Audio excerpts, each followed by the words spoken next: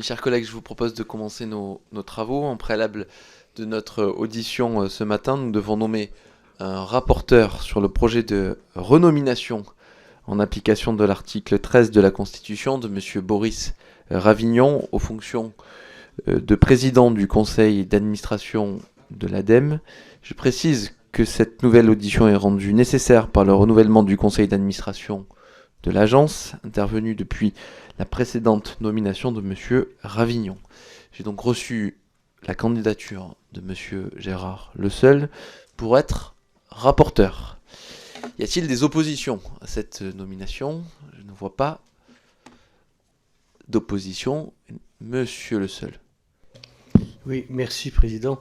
Je voulais savoir si vous aviez des informations sur la procédure mise en œuvre par le Sénat pour auditionner le candidat. C'est la procédure classique et bien entendu M. Ravignon sera auditionné au même titre que notre commission dans la foulée. Oui. Alors, j'ai compris que certains ne souhaitaient pas l'auditionner. Alors, je n'ai pas eu cette information, mais sachez que au nom en application de l'article 13, même si les parlementaires qui ont une place essentielle, s'ils ne souhaitent pas l'auditionner, ils ne se rendront pas dans l'audition. Voilà. Mais au nom de l'article 13, on a pour obligation de l'auditionner et donc d'acter ou non sa nomination à la tête de l'ADEME. Est-ce que j'ai pu répondre humblement à vos questions, monsieur le rapporteur? Merci. Est-ce qu'il y a d'autres questions sur cette nomination? Pas d'autres questions. Nous en venons à l'audition qui nous réunit ce matin. Permettez-moi de souhaiter la bienvenue à Madame Charlotte Grastiller, qui est directrice générale déléguée chargée du pôle produits réglementés de l'Agence nationale de sécurité sanitaire de l'alimentation, de l'environnement et du travail, permettez-moi de dire l'ANSES, et de M. Mathieu Scheller, directeur général délégué du pôle Sciences pour l'expertise de la même agence, et ils sont accompagnés par Mme Sarah Auberti, qui est chargée des relations institutionnelles.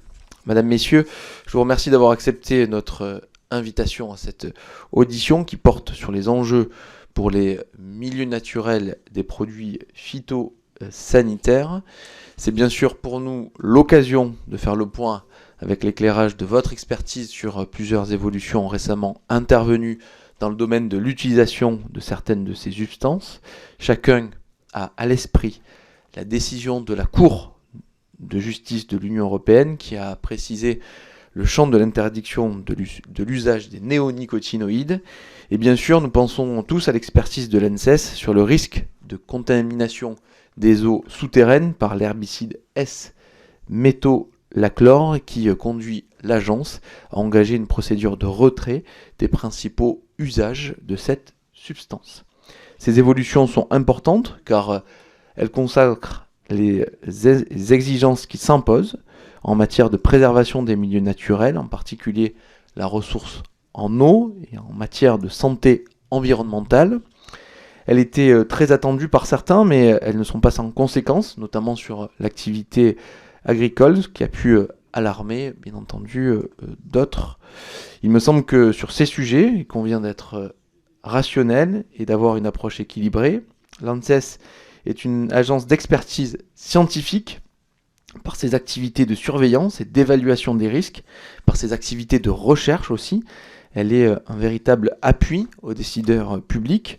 Le législateur, il faut le rappeler, a fait le choix délibéré de lui confier un pouvoir de réglementation de l'usage de certains produits, dont les produits phytosanitaires qui nous réunissent aujourd'hui. L'ANSES exerce sa mission, ce qui, à mon sens, est bien naturel. C'est donc dans la continuité de cette mission que nous vous entendons, mesdames et messieurs les directeurs généraux délégués, pour nous apporter votre éclairage sur les évolutions récentes que je viens d'évoquer. Plusieurs questions se posent donc. Pouvez-vous faire le point sur les dernières analyses de l'ANSES concernant les produits phytosanitaires et leurs conséquences pour les milieux naturels et au-delà pour la santé, Avez-vous sur ce sujet des expertises ou des recherches en cours ou à venir qui pourraient conduire à de nouvelles décisions? Pouvez-vous aussi nous donner votre analyse sur le processus réglementaire qui encadre la mise sur le marché et l'utilisation de ces produits au niveau national et européen, car il suscite parfois des interrogations. Madame, messieurs, je vous laisse donc la parole pour une quinzaine de minutes, puis, comme il est d'usage, les orateurs de groupe auront l'occasion de s'exprimer. Je vous laisse la parole. Merci beaucoup, Monsieur le Président. Mesdames, Messieurs, bonjour. Permettez-moi, au nom du directeur général de l'ANSES, qui n'a pas pu se rendre disponible malheureusement aujourd'hui et qui le regrette, d'avoir un propos préliminaire sur l'ensemble des questions qui nous ont été adressées. Alors nous partirons avec mon collègue Monsieur Schuller plutôt du particulier, c'est-à-dire l'encadrement assez précis des produits phytopharmaceutiques, pour aller vers un élargissement, donc plutôt la phase ex-ante pour moi, donc l'évaluation puis la décision, et ensuite un élargissement à l'ensemble des activités de l'ANSES qui peuvent alimenter la connaissance, l'expertise et le débat sur les produits phytopharmaceutiques. Alors tout d'abord, en propos vraiment introductifs, je souhaitais rappeler quand même ce qu'est l'ANSES, même si je pense que vous l'avez fort bien résumé. Qui dit ANSES dit Agence de sécurité sanitaire. Alors des fois, derrière l'acronyme, on oublie un peu cette notion de sécurité sanitaire, mais c'est véritablement notre cœur de métier, d'être au service de l'intérêt général pour la sécurité sanitaire, y compris, en gardant cette optique, y compris, j'insiste beaucoup sur ce point qui est mon activité, je dirais, quotidienne au sein du pôle des produits réglementés, dans la décision, puisque vous l'avez fort bien rappelé, la décision qui peut faire l'objet d'ailleurs de débats, et on peut en rediscuter aujourd'hui, la décision est prise sur les produits phytopharmaceutiques par l'ANSES, mais dans cette optique de sécurité sanitaire, et j'insiste beaucoup, au service de l'intérêt général. Pardon.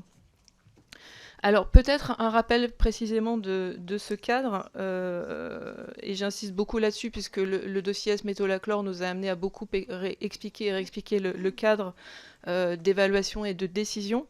C'est un cadre effectivement à deux étages, à la fois européen et national, mais il y a bien une fonction et une prérogative à l'échelle nationale s'agissant des produits, donc de la formulation complète avec la substance active. Ce qui signifie que lorsque l'ANSES, j'insiste beaucoup sur ce point, décide sur les produits, elle le fait dans le cadre de la législation européenne qui enjoint les États membres de prendre les décisions sur les produits. Ce qui signifie bien que nous ne sommes pas dans un cas de surtransposition comme ça a pu être invoqué sur le S-métolachlore, puisque nous avons la responsabilité pleine et entière, notre directeur général au titre du Code de la santé publique, de prendre la décision sur les produits. Alors ce cadre à deux étages, européen d'une part, français d'autre part, je vous le résume très simplement, les substances actives, donc tous ceux dont vous pouvez entendre parler, glyphosate, prosulfocarbe, S-métolachlore, substances actives, donc le principe actif prédominant d'une formulation est examiné à l'échelle européenne, avec une contribution bien évidemment de l'ANSES, puisque des États membres sont rapporteurs pour une substance active, mais tout le monde y contribue à sa mesure et selon son expertise scientifique, ce qui signifie que quand un État membre est rapporteur sur une substance active donnée, même si l'ANSES n'est pas le rapporteur, elle contribue au stade des commentaires et amende et propose ses vues et sa vision scientifique sur le sujet. Donc substances actives avec un produit de référence sont examinées à l'échelle européenne sous l'égide de l'EFSA. J'insiste beaucoup sur un point essentiel pour vous, la décision sur la substance active. Donc, est-elle susceptible d'être approuvée ou non s'appuie sur le rapport de l'EFSA, mais la décision est prise par comitologie européenne au comité permanent par l'ensemble des États membres avec la Commission dans les circonstances qu'on connaît s'agissant de l'encadrement de la comitologie européenne. Donc substance active Europe avec contribution nationale, décision européenne des États membres. Ensuite, quand une substance est approuvée, alors les firmes peuvent demander l'accès au marché, donc ça c'est la démarche qui est faite auprès de l'ANSES, l'accès au marché national de leurs produits avec la substance active approuvée. Et là, dès lors, l'ANSES entre en jeu dans la logique de la législation européenne sur la base d'un dossier d'un pétitionnaire, donc une firme phytopharmaceutique tout simplement, examine le dossier et juge de sa pertinence et de sa conformité en termes de sécurité des usages et d'efficacité. je reparlerai assez peu de l'efficacité, mais c'est quand même aussi le cœur du dispositif. Parce qu'un petit peu à l'instar de ce qu'on peut avoir sur les médicaments, où on sait qu'il existe forcément un détriment et des effets secondaires, on attend aussi un bénéfice. De la même manière, sur les produits phytopharmaceutiques, certes, il y a une activité toxicologique du produit qu'il convient d'expertiser et d'encadrer, mais ensuite, bien évidemment, on attend aussi un bénéfice qui est matérialisé par l'efficacité contre tel ou tel danger. Vous connaissez les débats notamment sur le puceron, donc ça c'est un point essentiel des dossiers. Alors peut-être pour répondre plus précisément à votre question s'agissant de l'impact environnemental, puisque c'est bien le sujet qui nous préoccupe aujourd'hui, la firme nous dépose un dossier que nous contre-expertisons, y compris avec des éléments bibliographiques associés. Quand on parlait notamment des débats sur les substances actives, on a bien vu que c'était une question assez récurrente. Le dossier existe, nous l'examinons, des observations extérieures peuvent se greffer sur notre expertise, bien évidemment. Et les volets examinés sont très nombreux. Alors je vous redonnerai ça, je pense que c'est intéressant de l'avoir dans les dossiers à l'occasion.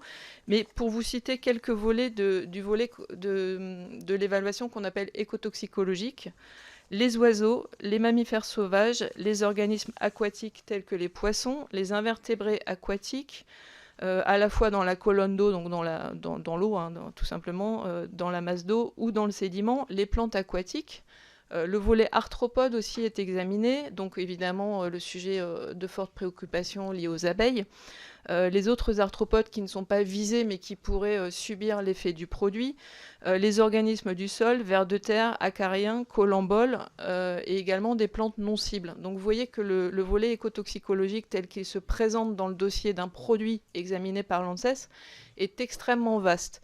Et là, je ne parle que du volet écotoxicologique, puisque nous examinons aussi systématiquement le détriment potentiel aux personnes qui utilisent le produit, donc très clairement les agriculteurs, mais également les opérateurs qui sont susceptibles de retourner dans le champ après traitement. Également le sujet que vous connaissez fort bien, les résidents donc de proximité. La personne qui est présente fortuitement lors d'un traitement au champ, ça on le connaît un petit peu moins, c'est moins dit, mais c'est également examiné. Quelqu'un qui serait perdu dans un champ et qui prendrait la pulvérisation, on doit vérifier que c'est sûr pour cette personne. Donc je pense qu'on pourra revenir sur l'ensemble de ces détails dans les questions, mais en tout cas je voulais vraiment insister sur le fait que les points observés et expertisés sont très vastes et concernent notamment le volet écotoxicologique dans un sens très large. Peut-être un dernier mot, et je passerai la parole à mon collègue Mathieu Schuller, pour insister sur le fait que l'évaluation et la décision, et j'insiste beaucoup sur la décision, c'est-à-dire qu'on décide sur des produits, on atteste de leur sécurité. On n'est pas dans une logique de réglementation à l'ANSES, ça c'est une part qui relève des instances que vous connaissez fort bien, mais nous prenons une décision eu égard à un produit. Je pense que ça c'est très important, dans un contexte qui est documenté par nos évaluateurs, et un point sur lequel j'insiste, et on pourra y revenir également, nos évaluateurs agissent de façon indépendante de la décision, c'est-à-dire qu'ils reçoivent le dossier scientifique, leur expertise est indépendante, le directeur à l'ANSES qui est chargé de l'évaluation des produits rend ses conclusions de façon, je dirais, souveraine avec son collectif d'experts et signe ses conclusions, et ce sont ces conclusions d'évaluation qui sont ensuite transférées à la branche de l'ANSES qui prend les décisions. Et je vous invite à consulter notre site internet. Nous publions systématiquement notre évaluation avec nos décisions, et vous vous apercevrez que les décisions sont en ligne directe de ce que les évaluateurs ont pu constater. On n'a pas de marge de manœuvre pour ajuster selon les besoins ou au gré des demandes des uns et des autres une décision, alors même qu'elle serait impossible de par l'évaluation qui pourrait identifier une non-conformité. Donc j'en resterai peut-être là à ce stade sur l'encadrement avec ces deux notions, encore une fois, étage européen produit en France, séparation, évaluation, décision embarquée à l'ANSES avec des procédures spécifiques depuis 2015. Enjeux sur les milieux naturels qui sont incorporés dans notre expertise. Pour passer la parole à mon collègue qui pourra vous exposer la manière dont on traite le sujet des produits phytopharmaceutiques et son impact notamment en santé et environnement une fois que le produit est utilisé, c'est-à-dire que la décision est prise. Je vous remercie. Oui, merci Charlotte, Madame, Messieurs les parlementaires, bonjour, merci pour le temps que vous nous accordez.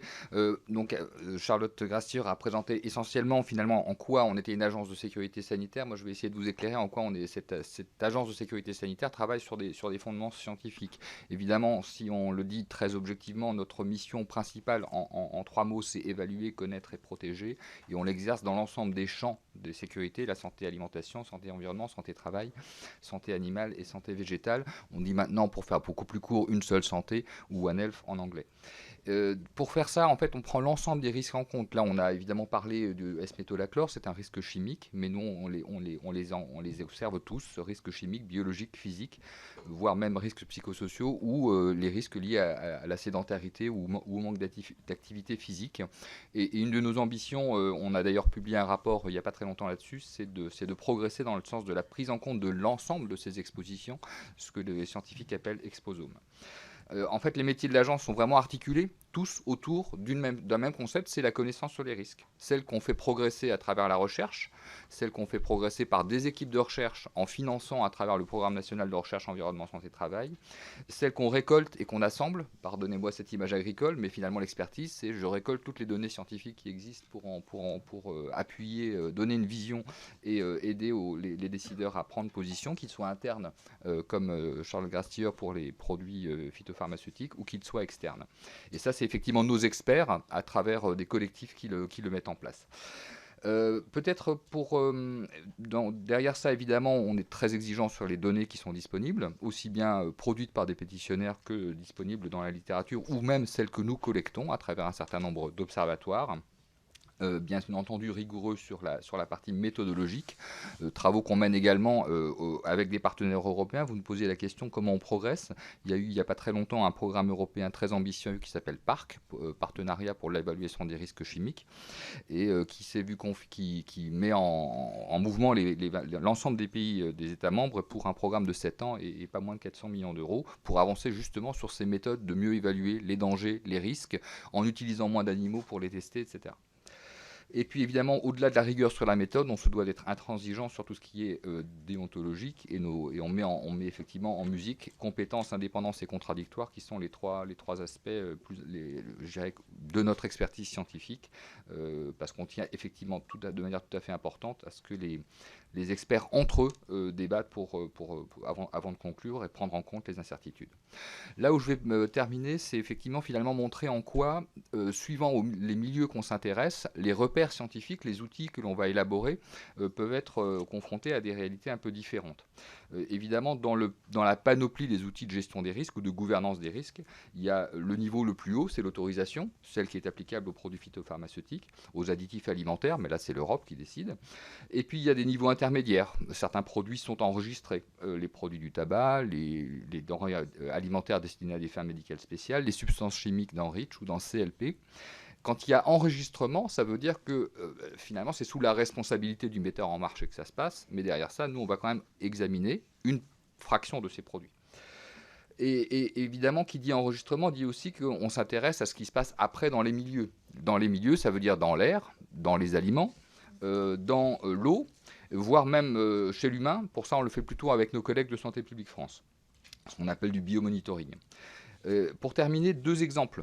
Nous, dans le domaine de l'air, on travaille évidemment à construire des repères scientifiques, et on est effectivement, pour ça, on travaille en lien avec l'OMS. Les valeurs guides de l'OMS en matière de qualité de l'air, vous savez qu'elles sont très exigeantes. Elles ne sont pas atteintes, les valeurs réglementaires européennes ou françaises sont nettement au-dessus. Et c'est un vrai casse-tête, pardonnez-moi l'expression un peu triviale, que de trouver les moyens de faire en sorte qu'on les rejoigne, ces valeurs. On a d'ailleurs une astreinte pour laquelle l'État français a été condamné à payer une astreinte parce qu'on ne les atteint pas.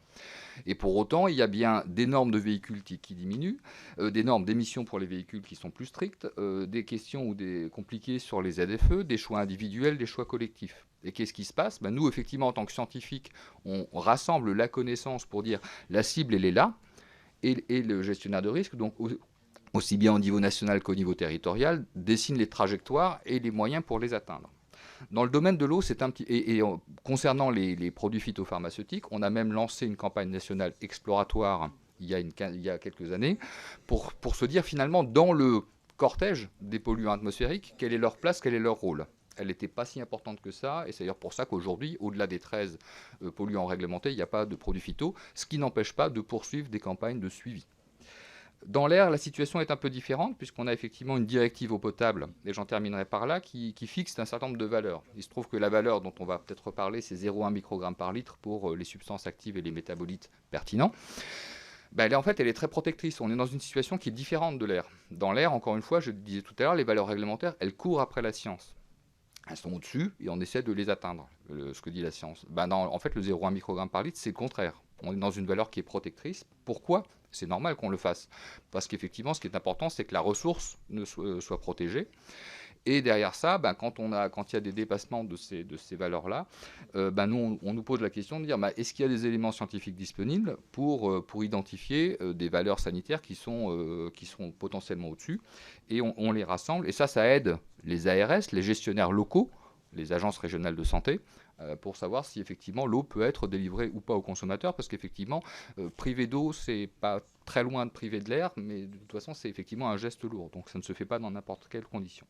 Voilà ce que je pouvais dire très rapidement. Peut-être deux éléments sur la poursuite de nos travaux. Évidemment, on poursuit à la demande du ministère de la Santé la production de valeurs guides et d'appui à la gestion sur la qualité des eaux. On maintient, ça c'est permanent, notre activité de phytopharmacovigilance. La vigilance, c'est les termes de bouclage, de surveillance. Et on produit des campagnes exploratoires, notamment avec notre laboratoire d'hydrologie de Nancy. Et il y en a une qui devrait sortir dans pas très longtemps et qui concerne précisément les métabolites de pesticides. Merci. Désolé, on est un petit peu plus long. Non, mais merci pour ce propos liminaire. Nous revenons donc aux orateurs des groupes, le groupe Renaissance. La parole est à Sandrine Lefeur. Merci Monsieur le Président, Madame la Directrice Générale, Monsieur le Directeur Général, mes chers collègues. L'évaluation des risques sanitaires et environnementaux possède une importance critique dans un monde où certaines pollutions sont désormais qualifiées d'éternelles, comme nous l'avons récemment appris avec les FFPA. Et dans une époque où nous savons mieux manier la chimie que comprendre les écosystèmes, ça a toute son importance. Nous sommes entourés de substances dont la dangerosité fluctue et nous devons sans cesse faire des arbitrages entre bénéfices économiques et risques sanitaires et environnementaux. Pour cela, le rôle d'évaluation et d'expertise de l'ANSES est précieux. La crédibilité de l'ANSES repose sur sa fiabilité. Or, récemment, des doutes ont été émis par votre conseil scientifique relayés dans la presse sur la porosité entre science et expertise. Des doutes avaient déjà pu être émis par des observateurs par le passé, notamment sur les divergences d'évaluation des associés au glyphosate avec l'INSERM ou le Centre international de recherche contre le cancer. Ma question est donc la suivante. Pensez-vous que votre gouvernance est à même de rendre des expertises fiables et rigoureuses ? Dans le cas de l'évaluation du glyphosate, pouvez-vous expliquer la raison qui vous amène à ne pas prendre les effets cocktails en compte quand d'autres agences d'évaluation des risques le font ? Je vous remercie. Merci. Pour le groupe Rassemblement National, la parole est à Joris Beauvais. Merci Monsieur le Président, Madame la Directrice, chers collègues. L'usage démesuré des produits phytosanitaires a un impact certain sur les milieux naturels. Cela, nous en avons bien conscience. Mais nous ne sommes pas les seuls. En première ligne, les agriculteurs eux-mêmes connaissent la problématique. Aujourd'hui, très peu d'agriculteurs utilisent les produits à outrance. Ils le savent, les produits utilisés excessivement sont mauvais pour leur outil de travail que sont la terre, l'eau et la biodiversité, mais aussi pour leur porte-monnaie et leur santé. C'est d'ailleurs pour cela que l'agriculture dite raisonnée s'est développée depuis près de 20 ans. Les réglementations en provenance des bureaux de Bruxelles tombent année après année, de plus en plus de produits sont interdits. La préservation de la biodiversité qui en résulte devrait nous réjouir. Malheureusement, les conséquences négatives des interdictions sont trop importantes pour nos agriculteurs. En attendant, ce sont des produits bien moins réglementés qui sont importés. Multiplication des interdictions de produits, restriction des zones d'application, contre quelles solutions ? Quelles sont les alternatives proposées aux agriculteurs pour maintenir leur production et assurer la souveraineté alimentaire du pays ? Il ne faut pas oublier que dans certains cas, les produits phytosanitaires permettent de répondre à des enjeux de santé publique. Je pense à la lutte contre l'ambroisie que l'on retrouve sur de plus en plus de territoires et qui provoque des conjonctivites ou encore de l'asthme. J'ai donc plusieurs questions. Il nous semble primordial de mieux accompagner les agriculteurs à la transition. Quelle place prend les recherches alternatives aux interdictions de l'ANSES ? Quelle place prennent les agriculteurs dans vos recherches et vos prises de décision finales ? Ensuite, quel rôle joue l'ANSES dans le contrôle des produits de consommation étrangers qui arrivent sur nos sols, s'il s'agit d'une question de santé publique, mais aussi d'une question de production de nos cultures. Madame, vous l'aurez compris, nous sommes attachés à la liberté de nos agriculteurs de produire et aussi et surtout notre souveraineté alimentaire. Nous pensons qu'il est temps de faire confiance à nos agriculteurs. Je vous remercie. Merci. Pour le groupe La France Insoumise NUPES, la parole est à Sylvain Carrière. Merci Monsieur le Président. Madame Grastiller, vous êtes chargée du pôle produits réglementés. Nous aimerons vous questionner sur l'évaluation de la toxicité des pesticides tels qu'ils sont épandus. D'après le règlement européen 1107-2009, les produits pesticides ne peuvent être autorisés que s'ils n'ont pas d'effets nocifs compte tenu des effets cumulés et synergiques connus. L'effet synergie correspond à l'interaction des molécules présentes dans le mélange de substances que constitue un produit pesticide. Cette interaction renforce potentiellement la toxicité des produits épandus. C'est pourquoi, comme le rappelle la Cour de justice européenne le 1er octobre 2019, les procédures conduisant à l'autorisation d'un pesticide doivent comprendre une appréciation des effets propres des substances actives contenues dans ce produit, mais aussi des effets cumulés de ces substances et de leurs effets avec d'autres composants du produit. Dans un avis rendu en novembre 2022, la CNDASP indiquait que pour plusieurs dossiers, cette évaluation de la toxicité du pesticide tel qu'épandu n'est pas en mesure des exigences du règlement européen. Il en résulterait alors une sous-évaluation de la toxicité réelle des pesticides autorisés, contribuant à expliquer les effets constatés par les expertises collectives de l'INSERM et de l'INRAE-IFREMER. Ce constat a amené 30 associations et 30 députés à déposer début février un recours au Conseil d'État pour intégrer la toxicité à long terme des pesticides autorisés à la vente par l'ANSES. Votre analyse de la toxicité est à ce jour trop focalisée sur des éléments concernant la seule substance active déclarée. Il faut revoir la méthodologie d'homologation en évaluant le produit dans son ensemble. Quelle méthode comptez-vous mettre en place pour prendre réellement en compte la toxicité à long terme des produits autorisés lors de la procédure d'homologation, conformément aux exigences du règlement européen? C'est là le cœur du travail à mener et vous nous trouverez comme alliés pour travailler avec vous à améliorer la méthodologie d'homologation. Je vous remercie. Merci. Pour le groupe Les Républicains, la parole est à Emmanuel Maquet. Merci, Monsieur le Président, Madame la Directrice Générale déléguée, Monsieur le Directeur Général. La survie des abeilles est un sujet qui nous préoccupe tous. Dès 2004, plusieurs pesticides ont été interdits et une réglementation stricte est venue encadrer les périodes de traitement afin de protéger les insectes pollinisateurs. Pour autant, leur surmortalité n'a pas reflué, ce qui accrédite, je crois, l'idée que ces causes sont multiples. L'interdiction des néonicotinoïdes a ensuite été actée par la loi de 2016 avant d'être immédiatement réautorisée de manière dérogatoire par décret. De manière inquiétante, le système judiciaire a interdit 2 produits de substitution via le tribunal de Nice en 2019, puis interdit tout prolongement dérogatoire via la Cour de justice de l'Union européenne en janvier dernier. La polémique juridico-médiatique aura donc eu raison du débat technique et scientifique et des réglementations nationales et européennes pourtant éprouvées. Le résultat, c'est qu'on interdit chez nous ce qui continuera à être massivement pulvérisé chez nos concurrents internationaux. En effet, le consommateur achètera son sucre venu d'Allemagne ou du Brésil allègrement nourri aux néonicotinoïdes. En Hauts-de-France, en Centre-Val de Loire, en Normandie, en Île-de-France, au Grand Est, ce sont 24 000 planteurs qui sont concernés par cette mise en danger de leurs moyens de subsistance, dont 2800 dans la Somme qui ont perdu en moyenne 70% de leur production en 2020. Avec eux, ce sont des milliers d'emplois de l'industrie agroalimentaire qui sont mis en péril dans les prochaines années, tout ça pour venir alourdir inutilement le déficit commercial de la France. Face à leur détresse, le temps presse pour que la recherche trouve des solutions de repli conformes aux droits européens. En 2021, l'ANSES a identifié 22 alternatives aux néonicotinoïdes, dont 4 applicables immédiatement. Ces solutions qui peinent à convaincre les industriels présentent-elles vraiment les mêmes garanties d'efficacité, de gain de temps et de surveillance que les néonicotinoïdes? La réglementation européenne qui tarde à homologuer les molécules candidates à la substitution peut-elle être assouplie pour permettre une révision plus fréquente des conditions d'autorisation? Les services de la direction de l'évaluation des produits réglementés qui sont sous votre autorité et ont pour mission de proposer des évolutions de ces sens réglementaires ont-elles formulé des propositions en ce sens? Enfin, le ministre de l'Agriculture, Marc Fesneau, vous a récemment réuni avec l'INRAE et les institutions techniques pour vous inciter à davantage de coordination en matière d'évaluation des produits phytosanitaires et des solutions alternatives. Des synergies sont-elles d'ores et déjà envisagées pour améliorer ce dialogue? Merci. Merci. Et pour le groupe démocrate, modem et indépendant, la parole est à Aude Luquet.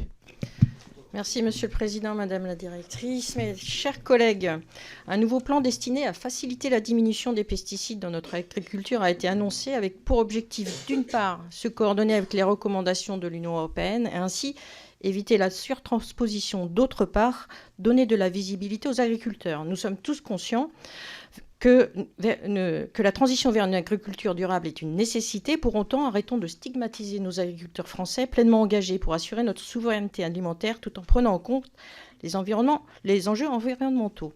Membre du conseil de surveillance chargé du suivi de la recherche et de la mise en œuvre d'alternatives aux néonicotinoïdes et député d'un territoire de culture de betterave, j'ai pu constater la dureté de l'impact de la décision récente de ne pas renouveler au dernier moment la dérogation permettant l'usage des néonicotinoïdes pour les seules semences enrobées. C'est toute une filière qui était aujourd'hui dans la crainte de disparaître. Entendons-nous bien. La fin des néonicotinoïdes est une nécessité, mais comprenons aussi la détresse d'une filière à qui on ne propose pas encore d'alternatives viables et qui voit l'importation de sucre étranger ne s'embarrassant pas de telles précautions. En matière de produits phytosanitaires, il semble donc pertinent de s'en tenir au cadre européen, et rien qu'à celui-ci, en soutenant davantage la recherche d'alternatives, là aussi au niveau européen. Ce cadre européen vous apparaît-il aujourd'hui suffisamment protecteur? Quelles relations entretenez-vous avec vos homologues étrangers? Au sein de l'ANSES, vous avez pour volonté de développer le concept d'exposome pour mieux comprendre l'influence sur la santé de toutes les expositions auxquelles est soumis un individu pendant sa vie entière. Pouvez-vous nous en dire plus sur ce concept et sur les changements qu'il implique? Pour terminer, un récent rapport réalisé par le groupe de travail du Conseil scientifique et publié le 10 mars dernier pointe 3 grandes tensions au sein de votre organisme qui peuvent, je cite, « entamer la crédibilité scientifique de l'agence ». Quelle réponse apportez-vous à ces remarques? Je vous remercie. Merci. Pour le groupe socialiste et apparenté, la parole est à Chantal Jourdan. Merci, Monsieur le Président. Madame, Monsieur, merci pour votre présentation. Aujourd'hui, les multiples conséquences de l'utilisation des produits phytosanitaires sur l'environnement sont bien établies. La dernière étude de mai 2022 de l'INRAE et de l'IFREMER le démontre encore une fois. Les scientifiques notent que l'état actuel des connaissances montre une large contamination des écosystèmes par les produits phytopharmaceutiques, avec un pic de contamination dans les espaces agricoles, dans les sols, les petits cours d'eau et l'air, là où ils sont majoritairement appliqués.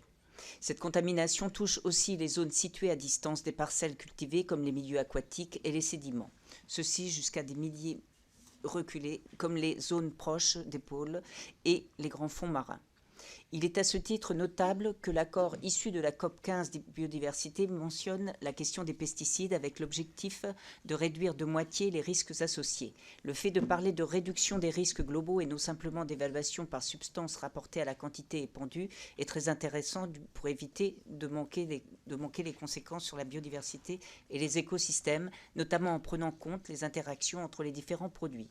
Comment l'ANSES se positionne-t-elle à ce sujet? Ces méthodes d'évaluation des risques sont-elles amenées à évoluer pour prendre en compte ces dimensions plus globales? Par ailleurs, il y a quelques jours, le Conseil scientifique de l'ANSES a rendu public un rapport portant sur la crédibilité de l'expertise scientifique menée par l'agence. Ce travail fait notamment suite à plusieurs avis controversés rendus par l'ANSES concernant des sujets sensibles tels que le glyphosate, les néonicotinoïdes ou les fongicides SDIHI. Le Conseil scientifique a identifié plusieurs tensions pouvant porter atteinte à la crédibilité de l'ANSES, les difficultés dans la prise en compte des connaissances scientifiques les plus avancées, l'urgence de rendre certains avis, la double casquette de l'ANSES d'évaluation des risques et d'encadrement des usages. Comment donc l'ANSES réagit-elle à ces observations et comment compte-t-elle les prendre en compte? Je vous remercie. Merci. Pour le groupe Horizon et apparenté, la parole est à Anne-Cécile Violent. Merci, Monsieur le Président. Madame la Directrice, Monsieur le Directeur, chers collègues. Un mois après le Salon de l'Agriculture, cette audition est l'occasion tout d'abord de réaffirmer la nécessaire coopération et complémentarité entre agriculture et écologie. Le secteur agricole ne pourra pas survivre sans s'adapter aux défis climatiques. Mais l'écologie ne doit pas se construire en opposition avec les pratiques agricoles. Les milieux naturels sont de plus en plus fragilisés par les produits phytosanitaires en France, entraînant une fragilisation de la biodiversité et des services qu'elle nous rend. Un rapport scientifique paru conjointement l'année dernière par l'IFREMER et l'INRAE pointe ainsi une contamination de tous les types de milieux. Ces produits sont impliqués dans le déclin des populations à des centaines, voire des milliers de kilomètres des parcelles cultivées, des traces pouvant être retrouvées sur des sites interdits depuis plusieurs années. La pollution chimique à laquelle ces produits contribuent apparaît comme le 3e ou 4e facteur de destruction de la biodiversité à l'échelle mondiale, derrière le changement ou la destruction des habitats naturels, l'exploitation des ressources et le changement climatique. Bien sûr, la réduction, voire l'interdiction de l'utilisation des produits phytosanitaires reste le premier levier de préservation de nos milieux naturels, mais la réglementation est une chose, le développement de recours à des produits moins impactants en est une autre. Le plan Éco-Phyto de plus matérialise les engagements pris par le gouvernement et apporte une nouvelle impulsion pour atteindre l'objectif de réduire les usages de produits phytopharmaceutiques de 50% d'ici 2025 et ainsi que de sortir du glyphosate. La réglementation actuelle est contraignante et ambitieuse, mais elle pourrait être améliorée. Pouvez-vous nous rendre compte concrètement de la baisse d'utilisation des produits phyto et surtout une amélioration des impacts sur les milieux naturels ? Nous sommes aujourd'hui la Journée mondiale de l'eau. Au-delà de la raréfaction de la ressource, je veux bien évidemment parler de la qualité des eaux, vous l'avez évoqué. Quelles sont vos principales inquiétudes à ce sujet ? Et enfin, comment pourrions-nous améliorer le plan Éco-Phyto pour permettre des solutions alternatives à ces produits, aux produits déjà interdits, à ceux qui pourraient l'être prochainement, en vue évidemment de renforcer nos ambitions pour accompagner le plan national santé-environnement et plus précisément une seule santé. Merci. Pour le groupe écologiste NUPES, la parole est à Marie Pochon. Merci Monsieur le Président, Madame et Monsieur les directeurs délégués. Nous voilà réunis ici plus de 60 ans après le printemps silencieux de Rachel Carson. En 30 ans, près de 80% des insectes ont disparu en Europe. Leur taux d'extinction est 8 fois plus rapide que celui des autres espèces et les scientifiques alertent sur leur disparition totale d'ici la fin du siècle. Ce serait la fin de la pollinisation et de notre souveraineté alimentaire, tout simplement. Et la cause principale de ce que l'on peut appeler désormais un écocide, ce sont les pesticides. Depuis plus de 60 ans, nous savons, mais nous continuons à tout détruire. Insectes pollinisateurs, oiseaux, amphibiens, chauves-souris, ils disparaissent tous dans notre indifférence. L'indifférence des gouvernements, des assemblées, de l'ANSES. L'indifférence des gouvernements d'abord qui a laissé la consommation de pesticides augmenter, après s'être engagé à la diminuer de 50% entre 2008 et 2018, puis à 2025, et désormais plus du tout. La France reste le 2e marché européen et l'un des principaux consommateurs de pesticides dans le monde. L'indifférence de députés qui, dans cette Chambre, s'alertent de l'effet dramatique de ces produits pour les espèces et les écosystèmes et qui, demain, consacreront pour beaucoup leur énergie à défendre le glyphosate, les néonicotinoïdes, les SDHI ou tout autre pesticide qui sera devenu essentiel pour la survie de notre modèle agricole, quitte à le tuer à petit feu. L'indifférence aussi de l'ANSES, peut-être, dont le rôle est d'évaluer les risques pour l'environnement avant d'accorder les autorisations de mise sur le marché, et qui est donc comptable de cet effondrement du vivant au nom de l'intérêt général. Les pressions sur votre travail sont immenses, votre responsabilité l'est alors tout autant. L'effondrement de la biodiversité que nous observons, cela veut dire que les expertises n'ont pas fonctionné depuis 30 ans, témoignait un des membres de votre conseil scientifique dans un récent rapport. En septembre dernier, le Conseil d'État a consacré le droit de chacun à vivre dans un environnement équilibré et respectueux de la santé, comme une nouvelle liberté fondamentale qui doit être garantie. Face à ces constats, comment pouvez-vous nous assurer que le travail de l'ANSES protège suffisamment ce droit des citoyens ? La réponse à cette question est décisive. Car soit les pesticides disparaissent, soit la biodiversité et nous avec disparaîtrons. Faisons ensemble le bon choix. Je vous remercie. Pour le groupe Liberté Indépendant Outre-mer et Territoire, la parole est à Guy Bricou. Merci Monsieur le Président, Madame et Monsieur les directeurs. Sur un tel sujet, les enjeux écologiques sont, comme souvent, intimement liés aux enjeux économiques. Ainsi, la décision de la Cour de justice européenne concernant les néonicotinoïdes contre la jaunisse des betteraves va avoir, notamment sur mon territoire dans le Nord, des impacts particulièrement alarmants. Ainsi, Tereos projette de fermer une usine sucrière à Escaudoeuvres.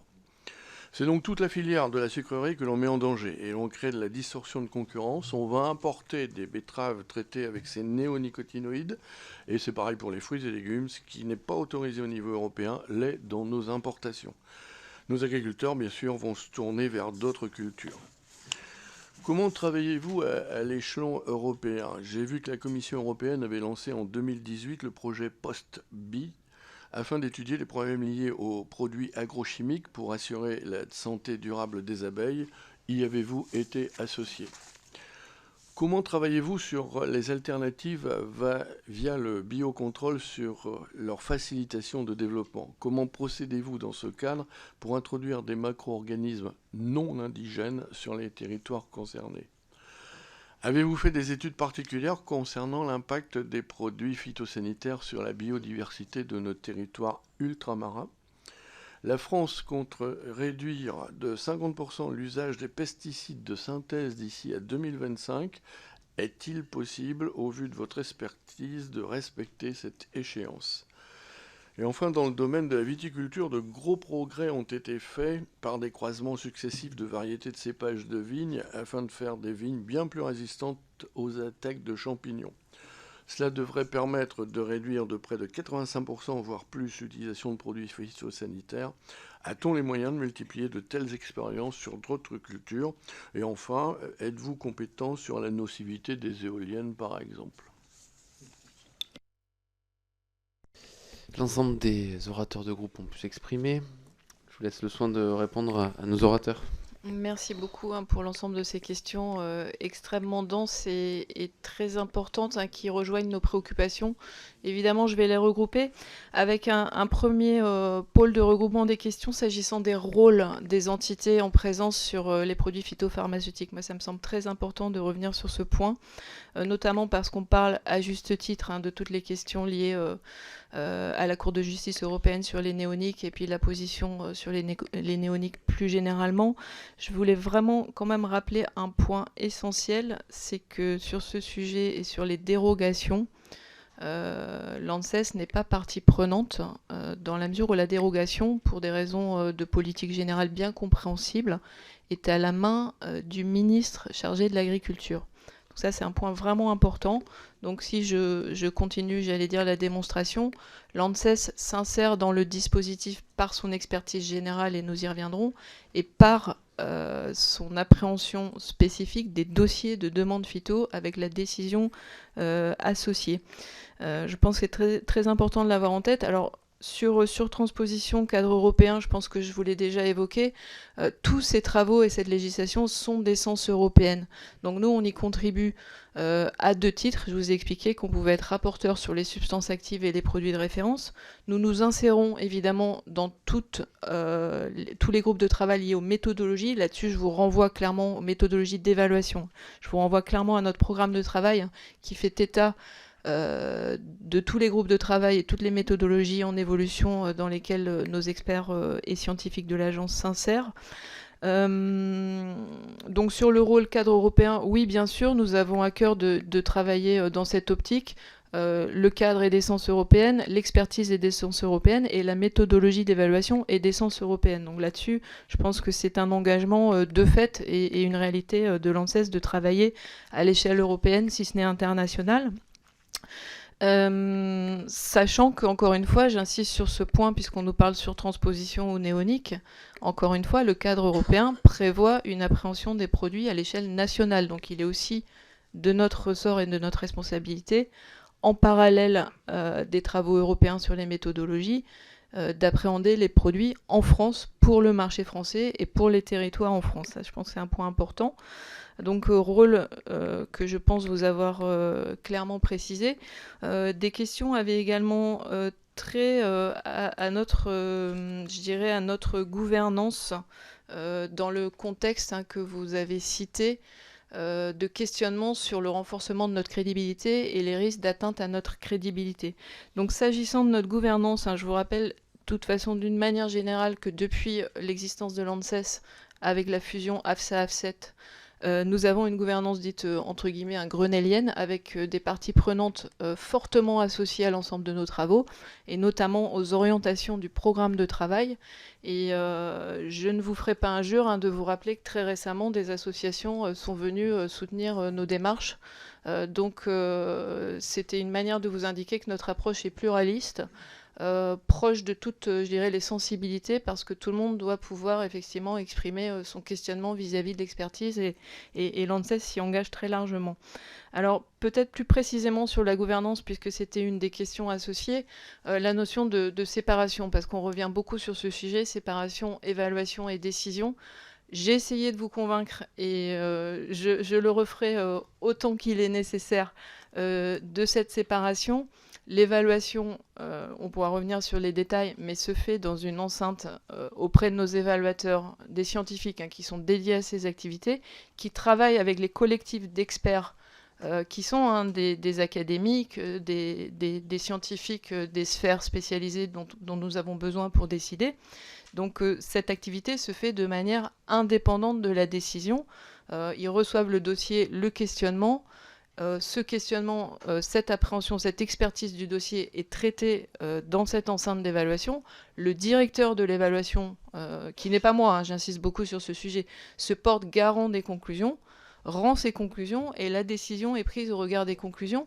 Et je vous invite encore une fois, puisque ça c'est parfaitement transparent et disponible sur notre site internet, je vous invite à comparer les conclusions d'évaluation et les décisions qui sont prises, puisque systématiquement, par souci de cohérence et de transparence, les deux sont publiés en même temps. Donc ça permet d'identifier potentiellement des écarts ou des manques, mais moi je vous donne la garantie que vraiment la décision suit précisément les conclusions d'évaluation.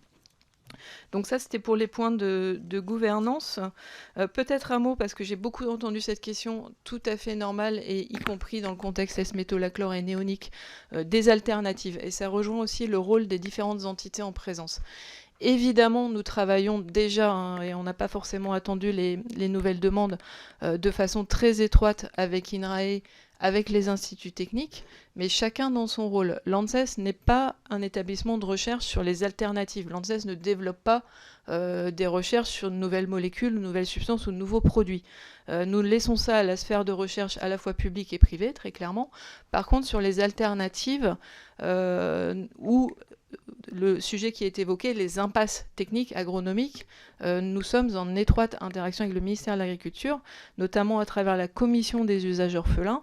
Et une des réponses de l'ANSES assez logique à ces questionnements est d'accélérer quand c'est possible, et ça l'est largement, l'accès au marché, notamment des produits de biocontrôle, ou comme ça a été souligné à un moment donné, l'évaluation sur les macro-organismes, de sorte que des produits, si possible de substitution, arrivent assez rapidement sur le marché.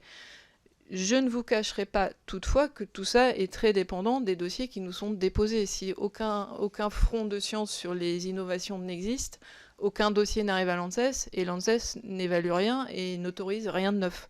Donc j'insiste beaucoup sur ce point, parce que la recherche d'alternatives n'est pas une activité de l'ANSES. Clairement, elle est exogène à nos services. Par contre, quand une alternative nous est présentée, mais nous nous efforçons de traiter le dossier dans les meilleurs délais. Peut-être un point aussi, après je passerai la parole à mon collègue sur d'autres sujets, peut-être à caractère plus généraux. Un point sur la question des cocktails, de l'appréhension, on a parlé glyphosate, etc., l'appréhension de l'évaluation cette fois-ci. Un point pour vous rappeler effectivement que de toute façon les méthodologies d'évaluation sont très évolutives. Moi j'ai les chiffres sous la main de réduction du nombre de produits sur le marché depuis 2006. On a 40% de réduction du nombre de produits accessibles aux agriculteurs. Donc on comprend aussi cette tension à la fois de demande de solutions de traitement et le fait de devoir pousser des alternatives. Et de l'autre côté, le front des méthodologies et des critères qui évoluent et qui fait que l'ANSES est loin d'être une chambre d'enregistrement des demandes des firmes phytopharmaceutiques. Les refus sont quand même très très nombreux et le nombre de produits de fait a été réduit de façon très drastique. Donc tout ça pour vous dire que parmi les demandes plus précises sur la sécurité, oui, nous sommes extrêmement vigilants à la sécurité. Je rappelle que l'ANSES, contrairement à ce qui peut être indiqué notamment par le groupe NUPES, ne regarde pas que la toxicité des substances actives, mais l'entièreté des formulations, puisque les produits nous sont présentés également, et que bien évidemment les effets long terme chroniques sur les volets santé, notamment les aspects dont on entend régulièrement parler, les aspects mutagènes, cancérogènes, reprotoxiques, sont appréhendés. De ce point de vue-là, on peut toujours faire plus, hein, et je pense que la parole de mon collègue vous en convaincra. On est sur les autorisations sur une démarche a priori, avec un certain nombre de critères, des points de vérification. Par contre, il y a aussi tout un volet a posteriori de surveillance, y compris épidémiologique, surveillance des milieux, qui fait que, et ça nous arrive très régulièrement, on retire des produits, y compris par ces observations qui ne sont pas des observations inhérentes au dossier. Donc on a, je pense, un panorama relativement complet, tout en reconnaissant que tout ça est forcément évolutif, parce que derrière, la science évolue, et que je vous rappelle qu'effectivement, la recherche sur l'évaluation des effets en mélange, on a parlé synergisme, mais on peut parler antagoniste aussi, cette recherche, on y est largement partie prenante à l'échelle européenne, et elle est également très évolutive. Voilà quelques points sur lesquels je souhaitais insister, sans peut-être avoir répondu à toutes les interrogations, mais je pense qu'on pourra y revenir.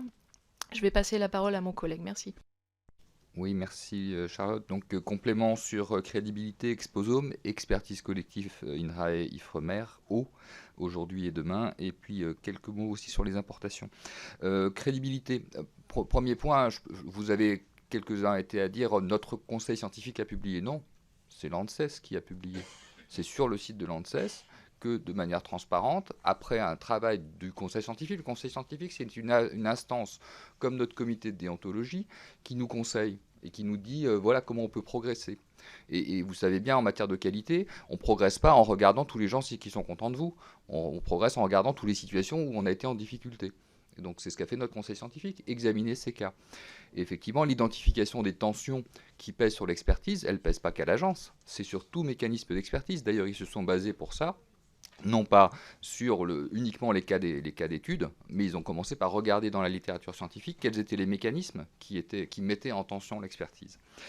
Et y compris une question qui nous préoccupe beaucoup, et c'est un des points sur lesquels on va travailler. D'ailleurs, il y a une note sur notre site qui dit voilà comment on va s'emparer de ces éléments-là et y travailler, c'est de continuer à avoir des experts demain qui candidatent pour nos groupes d'expertise, pour nos panels, et qui viennent nous apporter justement cette pluralité de vision, ce contradictoire. Et effectivement, pour cela, c'est également pour nous l'importance d'assurer que lorsqu'ils ne sont pas d'accord entre eux, les scientifiques, ils en débattent, et puis s'ils n'arrivent pas à se mettre d'accord, qu'on en rende compte des avis minoritaires, contradictoires.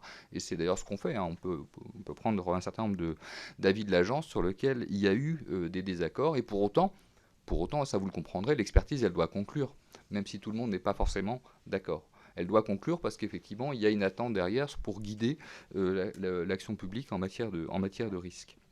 Donc voilà, notre souci, c'est qu'on a des règles, on a un processus d'expertise.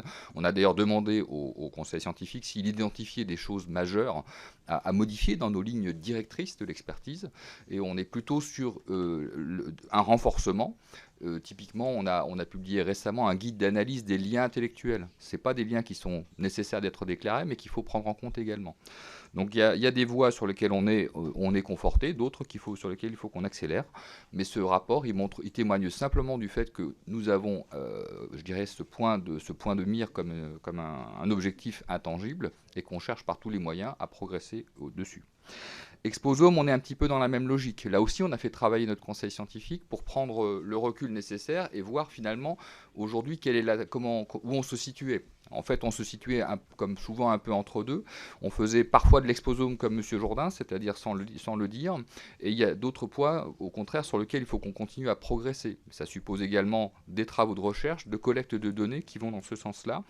Et à chaque fois qu'on le peut, de travailler, d'y ajouter une touche. L'an dernier, on a rendu un rapport assez attendu et qui lui aussi a fait polémique autour des nitrites. La question qui nous avait été posée, c'était est-ce que les nitrites sont toxiques ?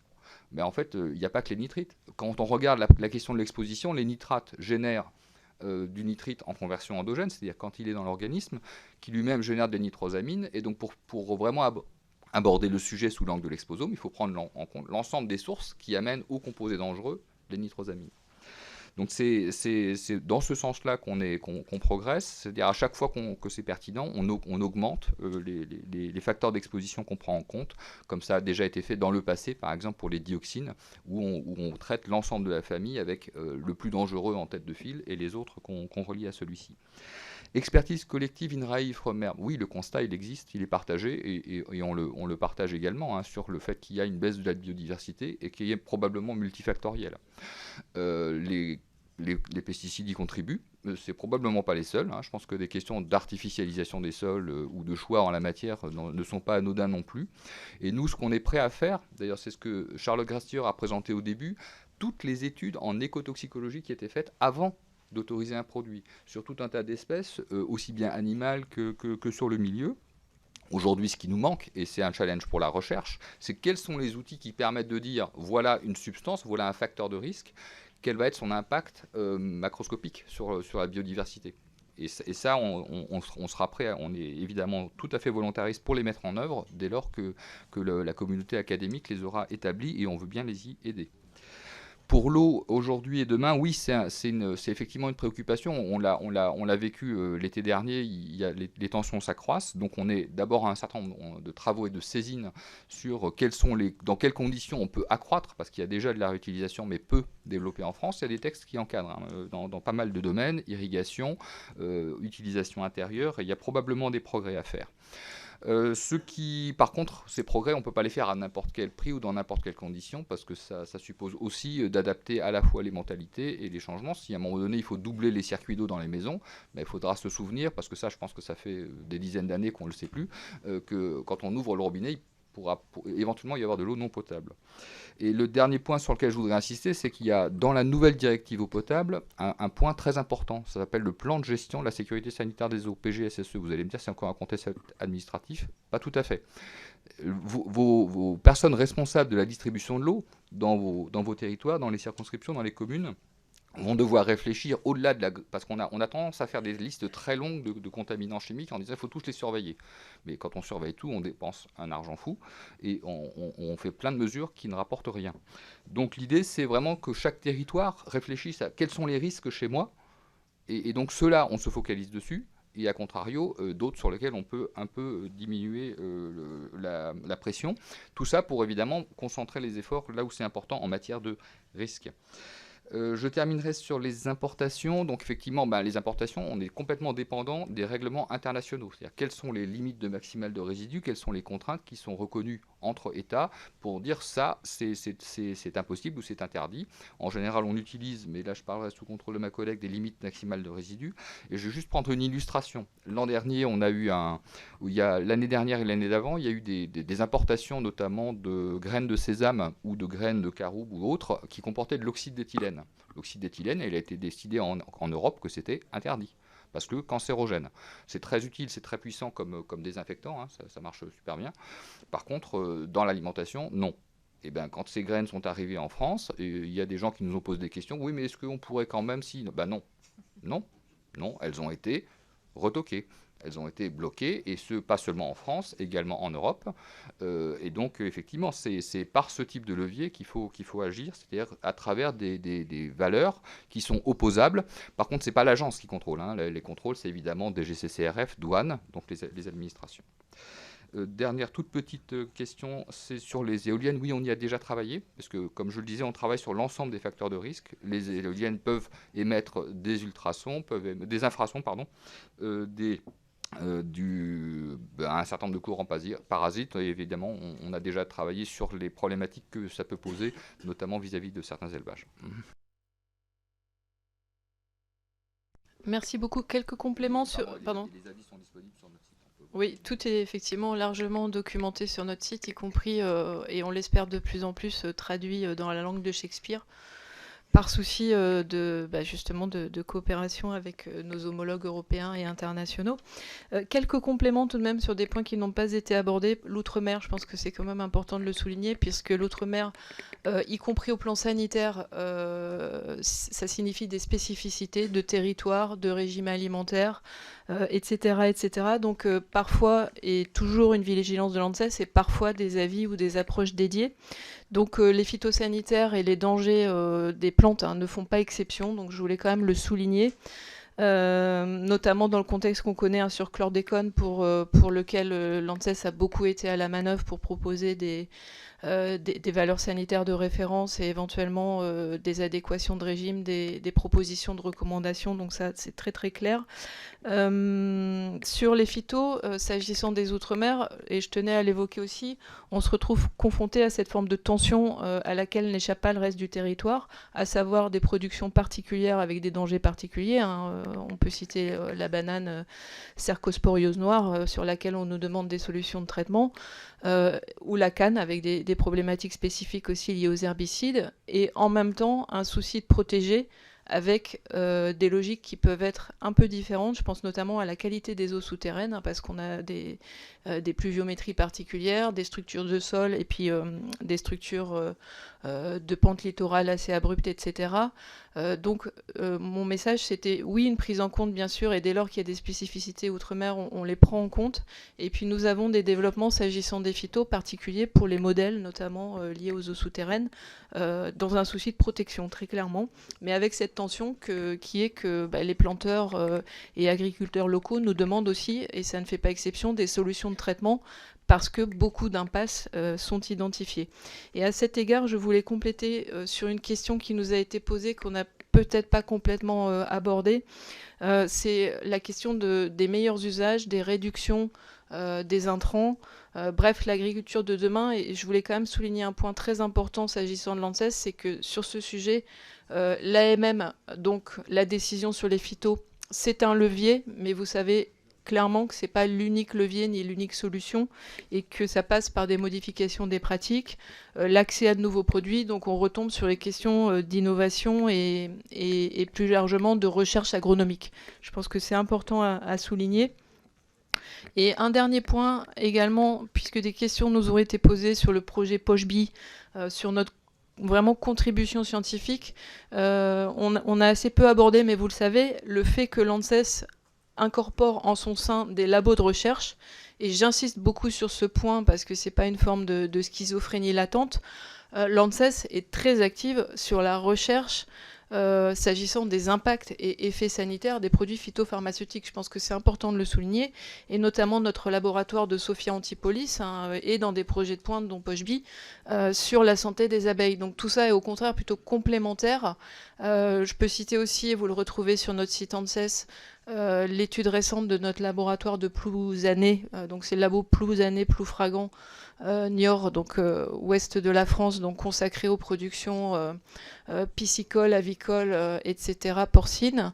Le laboratoire de Plouzané travaille sur les facteurs environnementaux de déficit immunitaire des poissons et a eu l'occasion de se pencher sur les effets des produits phytopharmaceutiques dans l'environnement.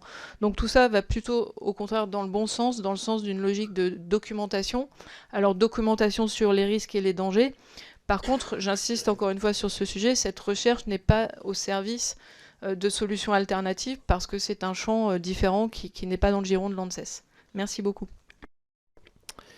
Merci pour ces éléments de réponse. Nous venons donc aux questions d'une minute. La parole est à Danielle Baudebois. Merci Monsieur le Président, merci Madame la Directrice Générale et Monsieur le Directeur Général pour votre exposé.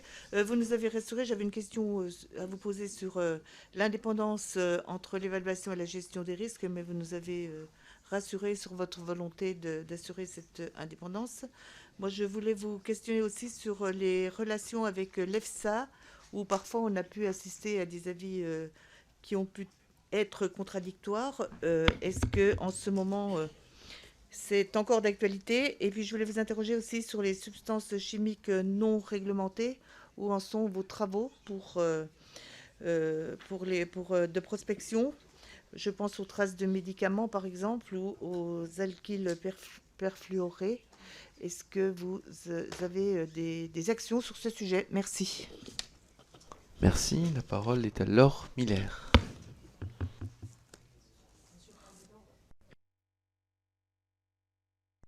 Oui, Monsieur le Président. Oui, désolé, j'aurais dû vous prévenir, mais là, j'ai obtenu ma réponse en fait à ma question. Merci. Ça prouve que les éléments de réponse étaient pertinents. Tout à fait. Merci. Beaucoup. La parole est à Jean-François Lovisolo. Merci, Monsieur le Président. Madame la directrice générale, pourquoi demander à nos agriculteurs des efforts que les voisins n'ont pas à faire? On a eu récemment des décisions qui sont tombées trop brutalement. On a mis les agriculteurs face à des oukases sans solution.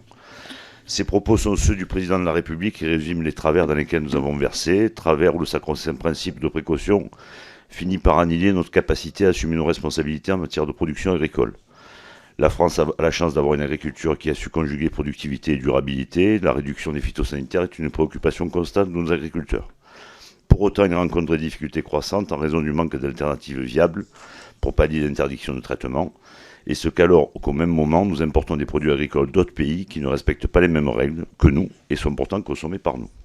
Au salon d'agriculture, le gouvernement a annoncé des mesures fortes pour la recherche, cependant elle nécessite un laps de temps peu compatible avec certaines productions. Je voudrais également connaître votre position concernant le fait que l'ANSES est une double responsabilité, l'expertise et la décision d'interdiction. Selon vous, que votre agence puisse prendre des décisions à fort impact économique et sociaux, ne faudrait-il pas diviser par deux ces deux pas afin de pouvoir mieux lier les objectifs de santé publique et les enjeux de souveraineté alimentaire et mettre les politiques enfin face à leurs responsabilités? Merci. La parole est pour les Républicains à Jean-Pierre Tête. Oui, Monsieur le Président, chers collègues, Madame la Directrice Générale, Monsieur le Directeur délégué. Suite à une expertise sur le risque de contamination des eaux souterraines par l'herbicide S-métolachlore, troisième désherbant le plus vendu en France, l'ANSES vient d'interdire l'essentiel de ses usages, notamment en grande culture. Le monde agricole a exprimé son inquiétude et relevé que cette décision intervenait alors même que la procédure européenne de réexamen de l'autorisation de mise en marché de la molécule n'est pas arrivée à son terme. Les producteurs redoutent un nouveau cas de surtransposition et une distorsion de concurrence à venir avec les autres États. Deux questions. Comment l'ANSES se coordonne-t-elle avec son équivalent européen, l'EFSA, pour décider ou non d'une interdiction de produits à l'échelle nationale? Et enfin, les taux et seuils pris en compte pour les doses maximales admissibles sont-ils identiques entre les différentes agences européennes? Je vous remercie. Merci. La parole est à Nicolas Rey.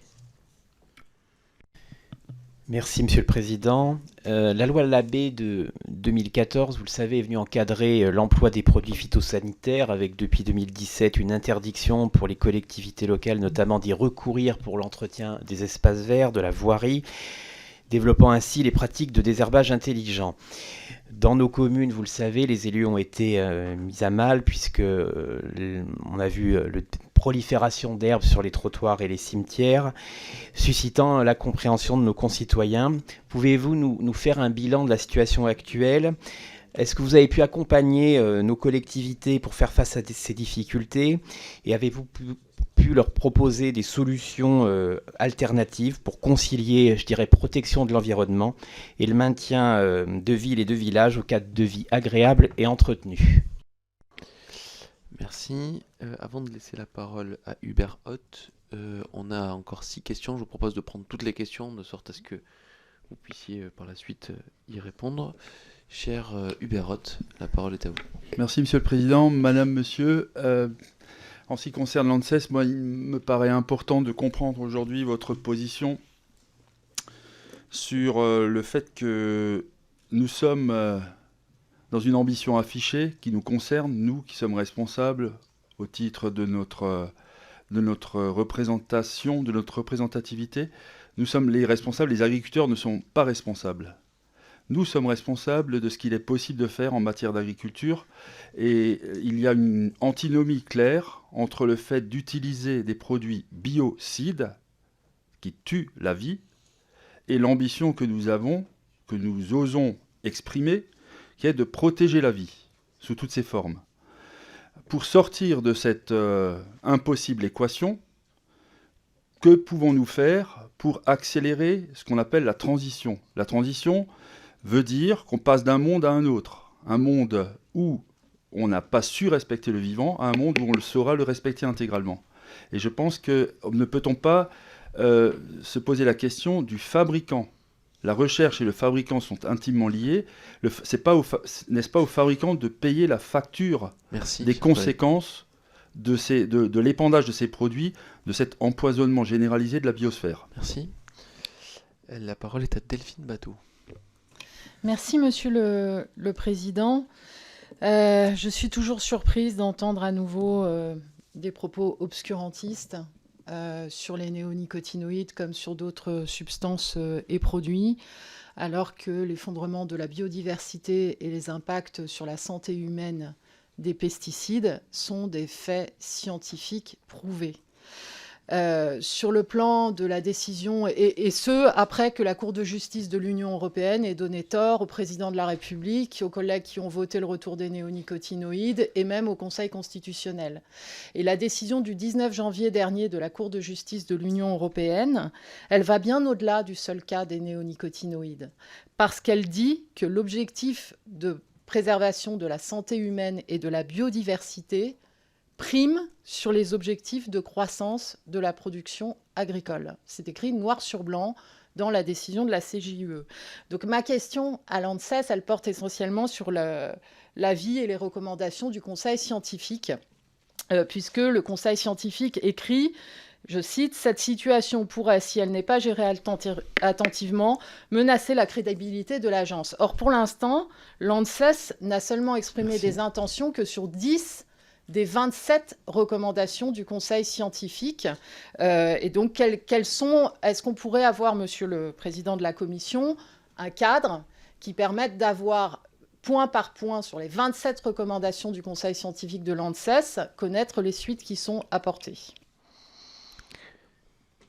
Merci. Madame la Ministre, la parole est à Marie Pochon. Merci, Monsieur le Président. Une surconsommation et un surdéveloppement vampirique, une exploitation non durable des ressources en eau, la pollution et le réchauffement climatique incontrôlé sont en train d'épuiser, goutte après goutte, cette source de vie de l'humanité. C'est le constat dressé aujourd'hui par le secrétaire général de l'ONU. Alors oui, nous allons manquer d'eau et celle que nous avons est de plus en plus polluée. Selon l'OFB, 43% des masses d'eau sont affectées par des pollutions diffuses et au moins 67% des masses d'eau de surface risquent de ne pas atteindre les objectifs environnementaux dans le bon état écologique en 2027. Le Monde révélait il y a quelques mois que 12 millions de Français avaient été concernés par des non-conformités en 2021. En général, pour cause de présence excessive de métabolites de pesticides, avant un retournement de situation des plus surprenants, l'eau des millions de personnes est tout d'un coup redevenue conforme aux normes de qualité après le relèvement des seuils réglementaires suite à une étude de la firme chimique Syngenta. Aujourd'hui marque la Journée mondiale de l'eau, commun de l'humanité. Comment votre agence peut garantir, sans interférence des industriels des phytos, la poursuite de l'intérêt général dans les autorisations de mise sur le marché et l'établissement des seuils de conformité? Je vous remercie. Merci. La parole est à Pierre Vatin. Merci, Monsieur le Président, Madame, Monsieur les directeurs généraux délégués. Dès le Grenelle de l'environnement et le plan Éco-Phyto de 2008, notre famille politique s'est engagée pour limiter les effets indésirables des pesticides sur la biodiversité, tout en préservant leurs apports pour la santé des plantes et notre production agricole. Depuis 2015, l'ANSES est en charge de la gestion des autorisations de mise sur le marché des produits phytosanitaires. Cependant, un rapport interne visant à améliorer les pratiques de l'agence vient d'émettre un avis critique sur le bien fondé du transfert de cette mission, autrefois dévolue au ministère de l'Agriculture. Comme on l'a vu sur le glyphosate ou la betterave, de multiples pressions s'exercent sur l'ANSES, pouvant altérer la qualité de son jugement, pression politique, pression économique, pression médiatique. En remplaçant une décision relevant de la responsabilité des décideurs publics par une réponse fournie par la science, on a organisé un système généralisé de défausse du politique, mais on n'a pas consolidé la crédibilité des avis techniques de l'ANSES. L'analyse sanitaire a donc été affaiblie alors que l'analyse socio-économique n'est plus exercée par personne, puisque cela n'est pas de vos compétences. Dès lors, que pensez-vous de la proposition du sénateur Duplon, suggérant que l'agence dresse pour chaque autorisation le bilan bénéfice-risque d'une interdiction et des alternatives existantes? Merci. La parole est à Jean-Yves Bonny. Merci, Monsieur le Président. Ma question porte sur la lutte contre les campagnols terrestres. Ça va changer un peu des thèmes. Dans certains territoires comme le Cantal et plus généralement le Massif central, les éleveurs observent une invasion de rats aux pieds, plusieurs milliers par hectare, qui génère pour eux des pertes économiques majeures, une diminution de la qualité et de la quantité des fourrages, des problèmes sanitaires pour les eaux souterraines. Problème de santé humaine également, l'éleveur lui-même exposé à des poussières de terre lors de la manipulation de ses fourrages. Les méthodes actuelles sont peu efficaces, le produit employé, le ratron à base de phosphure de zinc, est difficile à mettre en place, surtout en montagne. Pourtant, de nouvelles méthodes de lutte sont à l'étude grâce à de nouvelles molécules, les phéromones et l'immunocontraception. Ces axes de recherche pour de nouvelles méthodes de lutte sont soutenus à hauteur de 2 millions d'euros par la région Auvergne-Rhône-Alpes, permettant de soutenir ces nouveaux programmes. Madame, monsieur, pourriez-vous nous donner le calendrier qui vous semble le plus judicieux pour répondre à cette calamité et à ce fléau? Merci. Merci. La parole est à Jean-Louis Bricou. Merci, Monsieur le Président. D'abord, merci aussi aux invités pour la qualité de leurs interventions. Je crois qu'on ne peut plus se dérober devant la protection de la biodiversité et la protection des ressources en eau. Des solutions sont en train de se dessiner vers la protection des végétaux en s'appuyant sur des mécanismes considérés comme naturels. C'est l'approche par le biocontrôle. Les compétences se mobilisent déjà d'ailleurs, les experts, les chercheurs, les développeurs industriels, les laboratoires externes, publics ou privés d'ailleurs, les chambres d'agriculture exploitant vers ces solutions de biocontrôle. Et d'ailleurs, des solutions émergent déjà, quelquefois plus simples d'utilisation, plus stables et avec un certain niveau d'efficacité. Alors, j'ai bien compris, et vous l'avez rappelé, que vous n'avez pas vocation à développer ces solutions alternatives, mais comment vous jaugez un peu, comment vous jugez un petit peu l'évolution vers ce biocontrôle? Merci, la parole est à Pascal Boyer. Merci, Monsieur le Président. Voilà, ma question renforce la question de mon collègue Jean-François Lovis-Solo. Et concerne bien évidemment votre rôle qui consiste à protéger bien évidemment la santé des Français. Mais protéger la santé des Français, c'est aussi bien les nourrir et en quantité suffisante. Vous émettez souvent des avis ou des interdictions qui parfois bloquent la production de nos produits agricoles et nos agriculteurs sont souvent démunis face à ces interdictions. Il faut savoir quand même que la France doit gagner en souveraineté alimentaire et en autonomie alimentaire. Ces agriculteurs qui sont bloqués et qui n'ont pas d'alternative sont souvent extrêmement démunis. Et le retour qu'ils m'ont fait pendant ma visite au salon d'agriculture, c'est surtout, est-ce que vous évaluez les conséquences de vos interdictions de produits phytosanitaires? Merci. Et enfin, la parole est au député Topiac. Merci, Monsieur le Président. Je tenais juste à faire un point, notamment sur les filières de traitement de l'eau potable et la mise en place des PGSE. De nombreux syndicats de l'eau sont obligés d'entreprendre des travaux importants pour améliorer les filières de traitement, avec les nouvelles normes qui sortent, de mettre en place des PGSE pour évaluer le côté territorial et de travailler avec les agriculteurs qui peuvent justement être à même à utiliser certains herbicides. Il y a une difficulté de démarche prospective et sur le moyen et long terme pour ces structures qui investissent lourdement et qui se retrouvent avec, notamment, je vais prendre le cas de S-métolachlore, avec des normes qui étaient de 0, enfin alors, une norme de qualité qui était de 0,1 qui passe à 0,9, qui a un impact quand même qui est pas négligeable puisqu'on traite ces molécules avec du charbon actif et donc il y a une filière de traitement améliorée où là du coup ça donne un peu plus de flexibilité et expliquer aussi ces différences de normes par rapport à la norme sanitaire qui est de 510 microgrammes par litre, donc plus de 5000 fois plus, pour l'ensemble des consommateurs qui ne comprennent pas trop les enjeux entre ces différentes normes. Et puis derrière, dans la démarche prospective, qu'allons-nous faire et comment allons-nous pouvoir gérer les pollutions médicamenteuses des rivières, qui, à mon avis, sont le prochain enjeu pour l'eau potable sur nos territoires. Merci, chers collègues.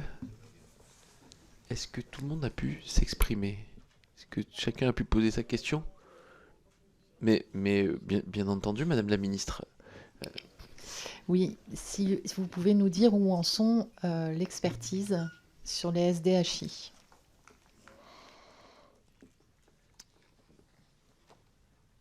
Madame la directrice générale déléguée, je vous laisse le soin de répondre à ces questions et puis bien entendu... Oui, ce sera voilà, en à binôme. deux voix, tout à fait. Je vais répondre sur les questions qui incombent davantage au pôle des produits réglementés, notamment toutes les questions inhérentes au transfert de la décision. Donc quelque part le positionnement plus politique sur le sujet de la décision à l'ANSES. J'insiste beaucoup, alors sans prendre parti, je vous renvoie au débat de l'époque courant 2014 sur le bien fondé de l'une ou l'autre des démarches, soit le maintien au MASA, soit le transfert à l'ANSES.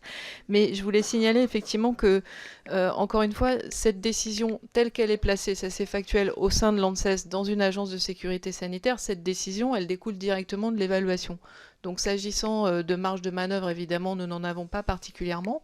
Donc je pense que ça répond aussi aux questions de reconnaissance des impasses. Bien sûr que nous mesurons les conséquences et les enjeux de nos décisions, hein, notamment sur le S-métolachlore. Nous avons eu diverses séquences avec les filières et les instituts techniques représentant les filières. L'ambroisie a été citée à un moment donné. Sur S-métolachlore, on nous a évoqué, ce qui est tout à fait juste, les difficultés de traitement herbicides sur notamment la filière pois haricots et les risques inhérents à la présence de datura. Donc on est sur du très concret, des questions bien identifiées d'impact des décisions. Néanmoins, le rôle qui nous est dévolu et sur lequel on attend une agence sanitaire dans le dispositif actuel, c'est de poser les constats d'évaluation en termes de risque et de prendre la décision associée. Et tout le volet, effectivement, du bénéfice n'est pas appréhendé, donc je réponds aussi ou de l'impasse est connu, mais ne peut pas être géré à travers l'AMM. Et notamment, le régime dérogataire existe en partie pour ça, d'ailleurs, hein, dans le règlement phyto, quand aucune autre solution de traitement n'est mobilisable. Alors s'agissant de l'approche bénéfice-risque, moi elle me semble quand même relativement compliquée, y compris pour des raisons purement logistiques. C'est-à-dire que si vous vous souvenez du schéma que j'ai évoqué, l'ANSES reçoit une demande pour un produit, évalue l'ensemble des volets que j'ai cités et rend des conclusions d'évaluation autonomes, puis prend une décision associée. L'appréhension du bénéfice, c'est l'ensemble des solutions de traitement, la stratégie de traitement, le schéma de traitement dans les territoires. Donc, à mon sens, c'est très compliqué, y compris au plan logistique, d'aborder ça par le prisme d'une décision sur un dossier, de toute façon. Donc ça, c'est la réponse que je peux vous apporter sur ce point-là.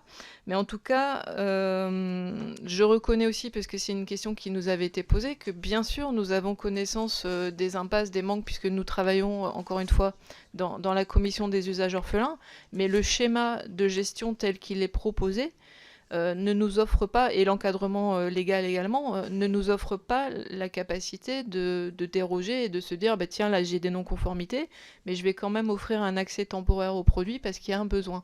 Même si ce besoin, nous le connaissons, notamment parce que nous avons un comité de suivi des AMM qui comprend des représentants filières qui sont des conseillers de notre directeur général sur le sujet, et également parce que cette question m'est fréquemment posée, parce que nous avons des collègues dans l'unité de décision, hein, j'insiste beaucoup là-dessus, qui sont en capacité d'avoir des échanges dans un cadre déontologique avec les firmes, mais aussi avec les filières, et qui sont donc très au fait des situations d'impasse et de besoins.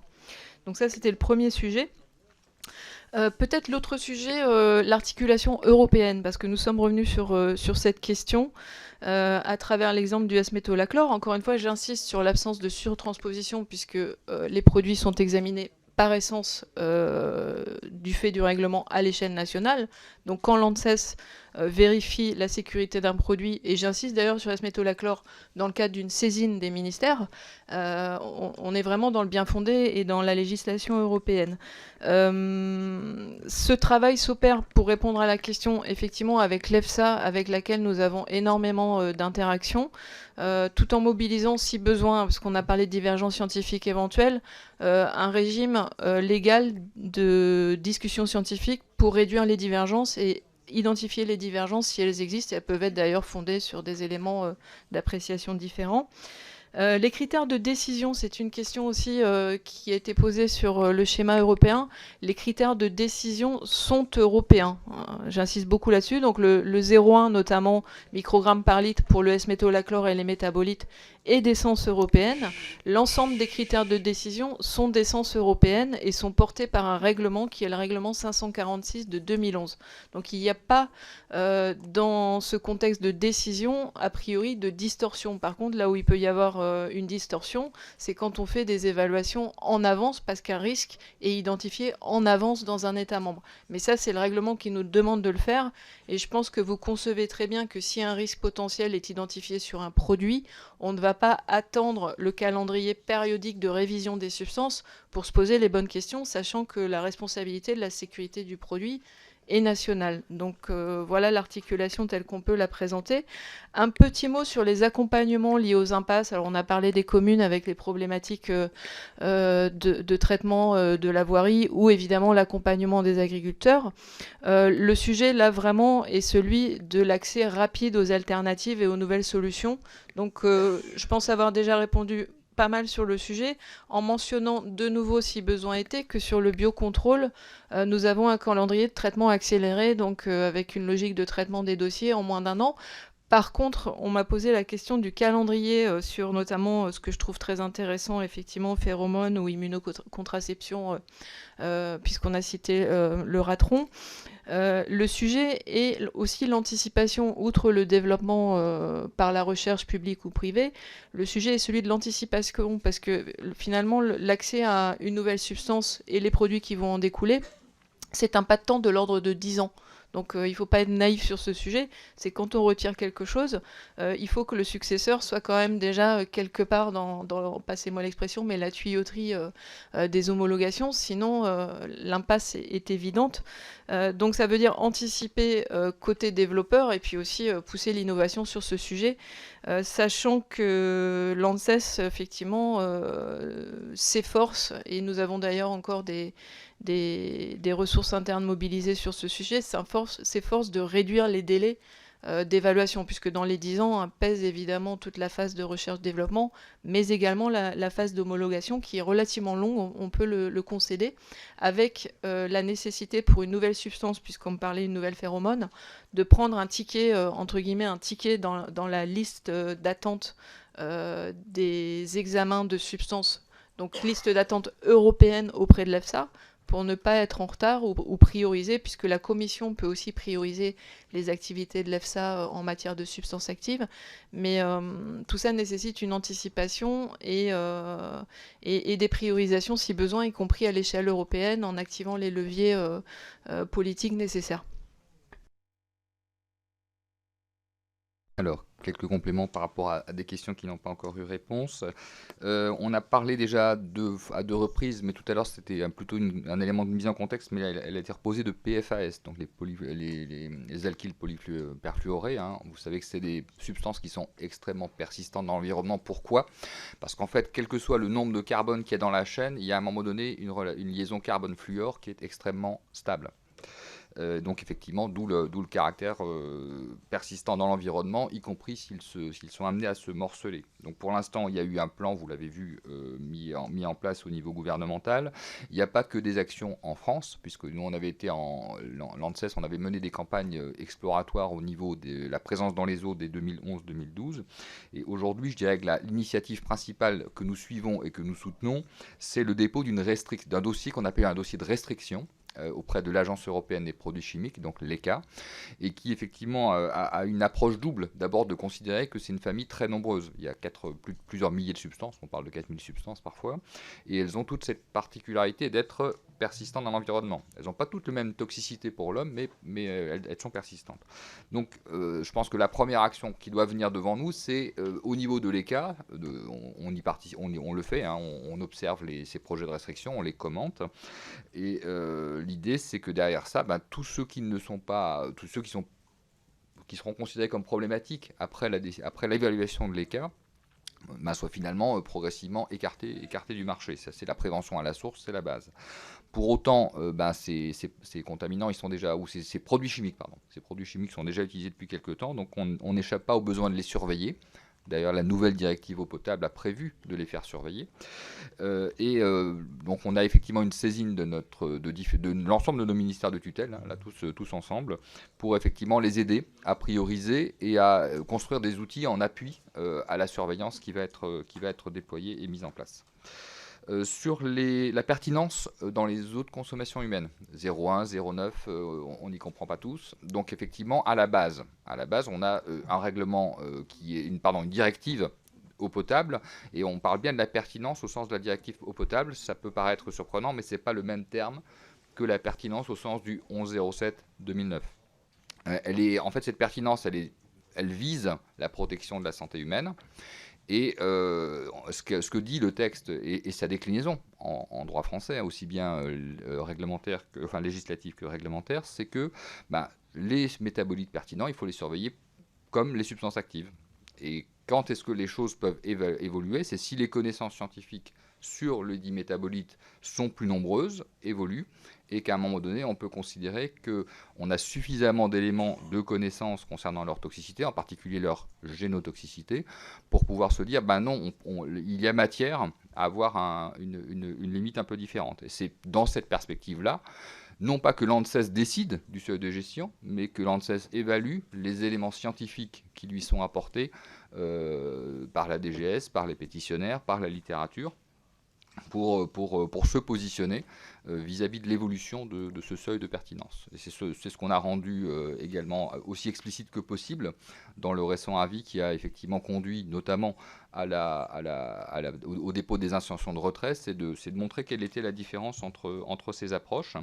Mais ce que je peux vous garantir, c'est que le collectif d'experts qui examine les données et qui dit tant qu'il n'est pas convaincu, c'est pertinent, le jour où il les examine et qui change de paradigme en disant on peut considérer que c'est non pertinent, c'est qu'il a regardé les choses de manière très, très attentive, y compris dans le protocole d'essai, comment il a été conduit, est-ce qu'il est suffisant, est-ce qu'il est convaincant, est-ce qu'il est conforme aux bonnes pratiques de laboratoire de l'OCDE. Donc c'est ça qui peut amener une certaine instabilité, mais c'est plutôt aussi dans le sens de l'utilité collective, parce que c'est pas la peine de bloquer de l'eau et sa distribution à la population et de la remplacer au passage par de l'eau en bouteille ou d'autres choses qui sont très compliquées à mettre en place à partir du moment où les éléments scientifiques sont là pour lever la chose. Après, on est d'accord, l'ANSES fait l'évaluation scientifique, ce sont les ARS et la DGS qui prennent les positions en aval. Ce qui est certain pour autant, c'est que les investissements qui auront été faits à un moment donné pour traiter l'eau, ils sont pas uniquement pour le S-métolachlore, ils peuvent aussi avoir des effets bénéfiques sur d'autres substances. Sur les SDHI, le travail est en cours, hein, il n'est pas encore conclu. Hein, je signale, c'est la deuxième expertise de l'agence sur ce sujet des SDHI, qui était assez ambitieux puisqu'il y avait 13 substances actives qui avaient été considérées toutes ensemble. Et la question scientifique à laquelle il faut répondre, c'est, Charles Grassier vous a expliqué tout à l'heure tous les processus, toutes les évaluations qui sont d'ores et déjà menées en termes de toxicité, de différents de ce qu'on appelle des points d'effet, hein, cancérogénicité, mutagénicité, reprotoxicité. Et la question a été posée, est-ce que la toxicité mitochondriale, qui n'est pas formellement dans le référentiel de l'EFSA, où est-ce qu'elle se positionne? C'est-à-dire, est-ce qu'en ayant fait tout le reste des autres études, on est déjà protecteur par rapport à cette toxicité? C'est ça la réponse à laquelle le groupe travaille, et il n'est pas encore à son terme. On a effectivement, mais on ne s'en est pas caché auprès des gens qui nous ont posé la question, eu à le décaler à la demande des experts, pas à notre demande. Nous, on préférerait avoir une conclusion rapide pour pouvoir arriver à une conclusion. Sur la crédibilité, la question ayant été reposée, 27, c'est peut-être le nombre de recommandations du rapport, mais je tiens à signaler deux mécanismes. C'est-à-dire que nous, ce sur quoi on part, c'est notre avis de notre conseil scientifique. L'avis du conseil scientifique, il a examiné le rapport, regardé. Encore une fois, je rappelle que c'est parti de 3 cas très particuliers. Donc, quel était le niveau de généralité c'est-à-dire, est-ce que les éléments qui ont été observés sont potentiellement généralisables à l'ensemble? Et donc, il y a une première tâche qui a été faite par le conseil scientifique, de dire, à partir de ce que le dit le rapport, voilà ce que nous, on retient, conseil scientifique. Et dans une deuxième étape, l'agence, à travers la note qu'elle a publiée sur son site, a dit, voilà les éléments sur lesquels on va travailler en priorité. Ensuite, si un cadre doit être mis en place, évidemment, ça ne m'appartient pas. Mais ce n'est pas illogique. Je veux dire, d'une manière générale, en science et dans nos panels, c'est pareil. Il y a des débats, ensuite, il y a une synthèse qui est faite, une analyse et des conclusions des experts, et après, une position de l'agence. Est-ce que j'ai oublié quelque chose? On a parlé d'échanges avec l'EFSA. Je crois que Charles Grassier en a parlé. Effectivement, je pense que éviter les divergences, c'est déjà dans un premier temps, et c'est peut-être un point complémentaire par rapport à ce qu'a dit Charles Grassier, c'est déjà d'être très précis sur les questions qu'on nous pose. Parce qu'en fait, la meilleure manière de générer une divergence scientifique, c'est de poser la même question à une agence qui n'a pas la compétence pour le faire. Demander à l'ANSES si elle est d'accord pour autoriser un additif qui est autorisé au niveau européen. C'est indépendamment du fait que scientifiquement on va répondre la même chose, c'est pas la bonne idée. Donc Typiquement, je reviens sur la saisie de nitrate-nitrite, on a travaillé avec nos commanditaires pour faire en sorte qu'on se positionne en spécificité et en complémentarité. Et au contraire, à ce moment-là, l'EFSA peut prendre en compte ce qu'on a émis, plutôt que d'en rentrer dans un système d'avis divergents. Et puis si jamais ça arrive, à ce moment-là, on les traite en tant que scientifiques, parce que la science, c'est par essence le débat et le contradictoire. Voilà ce que je pouvais dire en complément, Monsieur le Président. Merci. Est-ce que les réponses qui ont été apportées suscitent des réactions des collègues? Pas de Monsieur Lovisolo et puis Madame la Ministre par la suite. Ça marche, merci. Un petit point de précision par rapport à une question sur la distinction à faire entre l'autorité administrative qui contrôle et l'autorité politique qui interdit ou qui décide. Est-ce qu'il n'y aurait pas une plus-value à séparer ces deux pans de responsabilité entre l'analyse et la décision publique? Et enfin, Madame Bateau. La question de mon collègue est effectivement au cœur du rapport du Conseil scientifique. Alors, sans doute qu'en fait, ma question s'adresse davantage à la direction générale et j'aurai probablement l'occasion de la poser la semaine prochaine. Mais d'abord, aux trois cas qui font l'objet aux trois études de cas, glyphosate, néonicotinoïdes, SDHI, qui sont au centre de ce conseil, de l'analyse de ce conseil scientifique, s'en ajoutent régulièrement d'autres, par exemple celui sur le seuil du S-métolachlore, où ce que vous avez dit est faux, puisqu'en fait les ARS se basent sur la norme, alors je ne sais plus le mot pour dire de pertinence ou non pertinence définie par l'ANSES. Donc en fait, à partir du moment où l'ANSES change le chiffre, les ARS derrière, automatiquement, elles reclassent en consommable une eau qui... Voilà, donc moi, ce que j'ai l'impression, je ne veux pas être trop longue, Monsieur le Président, mais c'est que c'est vraiment l'intérêt de l'ANSES d'aller au bout de la prise en compte du rapport de ce conseil scientifique pour sa crédibilité, qui fait quand même référence à l'échelle européenne, mais qui a été quand même sujette à des difficultés dans ces débats sur les pesticides. C'est lié à la loi de 2014.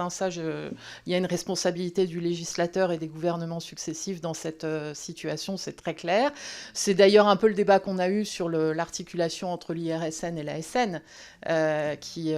Voilà. Mais donc, peut-être on n'y reviendra pas aujourd'hui dans le détail et que c'est plutôt une discussion pour la direction générale et de l'ANSES et le gouvernement. Mais il me semble que c'est l'intérêt général d'aller au bout de la prise en compte des recommandations de ce rapport.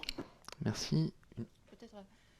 Oui, je souscris tout à fait à ce que vient de dire Madame Bateau. Renvoyons le débat au plus haut niveau. Je pense que de toute façon, le jugement sur le sujet, clairement, n'appartient pas à l'ANSES. C'est une question d'opportunité et d'effet escompté. Quand même souligner, par contre, un point important, c'est qu'encore une fois, notre conseil scientifique, de toute façon, c'est une entité, je pense que M. Schuller l'a bien dit, intrinsèque à notre agence. Donc si on lui a posé des questions et qu'elle vient en appui à nos démarches, notre intérêt, c'est d'analyser sa proposition et puis de la faire nôtre, tout en insistant quand même sur un point important, c'est que c'est pas notre robustesse scientifique qui est questionnée ou démontée, comme ça a pu être présenté dans certains médias, c'est le mécanisme d'atteinte à notre crédibilité. Je pense que ça, c'est quand même très différent, parce qu'il y a des facteurs internes qu'on doit traiter, et on le fera sur la base du rapport et des documents déjà produits, y compris les garanties sur l'indépendance de l'évaluation. Je pense que c'est ça qui était au cœur du point souligné. Et puis il y a aussi des effets exogènes, parce que vous concevez bien que tous les exemples pris à juste titre sont des exemples de controverse, sont uniquement des exemples liés au phyto, à des sujets de controverse. Et donc l'agence gérera ce qu'elle peut gérer, y compris tant que cette mission de décision lui reste dévolue, une décision qui est portée par une évaluation et une évaluation indépendante, et ça, vraiment, c'est une garantie qu'on se doit d'apporter. Par contre, les effets exogènes de la controverse qui viennent aussi alimenter les débats autour de l'agence, je dirais qu'on les gère tant bien que mal, mais c'est plus une question d'expertise cette fois-ci. Je pense qu'il faut bien insister sur cette fabrique de la crédibilité. Et d'ailleurs, si vous prenez soin, et je pense que c'était le sens aussi du propos de Madame Bateau qui l'a parcouru très largement, si vous prenez soin d'analyser le rapport, il est plutôt favorable à l'ANSES sur les néoniques, parce qu'effectivement, notre science est venue à l'appui de la réflexion.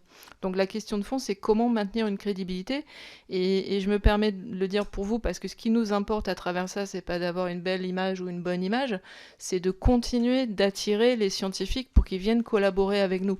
Et le jour où notre crédibilité est atteinte, ou le jour où des scientifiques se questionnent à deux fois pour collaborer avec nous parce qu'ils se disent que peut-être il y aura des effets collatéraux pour eux, là on peut être nous mis à mal, parce que ce qu'on revendique, c'est d'avoir des collectifs d'experts externes, qui sont encore une fois des académiques, des gens de la sphère de recherche et de la sphère scientifique.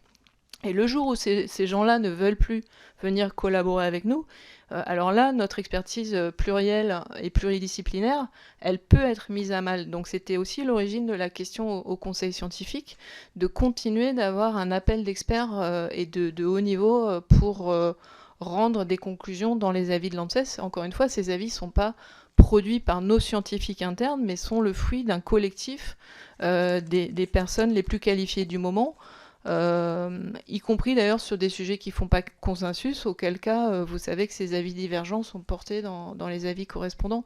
Mais l'enjeu pour nous, il est bien là, c'est de rester solide sur nos bases d'expertise et de qualification.